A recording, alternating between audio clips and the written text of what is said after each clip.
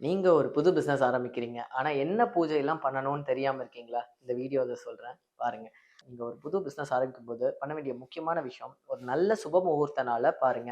அந்த அன்னைக்கு உங்களோட பேங்க் அக்கவுண்ட்ஸ், ஜிஎஸ்டி இந்த மாரி டாக்குமெண்ட்ஸ்லாம் ரெடி பண்ணி அப்ளை பண்ணிக்கோங்க. இன்னொரு சுப முகூர்த்த நாள் பார்த்துக்கோங்க. அந்த அன்னைக்கு இந்த ரிப்பன் கட்டிங் ஃபங்ஷன் அதாவது உங்களோட இனாகுரேஷன் டேட்ட செட் பண்ணிக்கோங்க. இந்த இனாகுரேஷன் டேட் அன்னைக்கு மட்டும் நான் சொல்ற இந்த பூஜை எல்லாம் மறக்காம ஃபாலோ பண்ணுங்க. கணபதி ஹோமம், லக்ஷ்மி பூஜை, நவக்கிரக ஹோமம், வாஸ்து ஹோமம். இது 4த்துலயும் இந்த வாஸ்து ஹோமமும், நவக்கிரக ஹோமமும் கண்டிப்பா பண்ணணுங்க. ஏன்னா அது பண்றதுனால உங்க இடத்துல உள்ள நெகட்டிவ் வைப்ரேஷன்ஸ் அதாவது பில்லி, சூன்யம், பிணி, பீடை இது எல்லாம் போய் ஒரு பாசிட்டிவ் வைப்ரேஷன்ஸ குடுக்குங்க.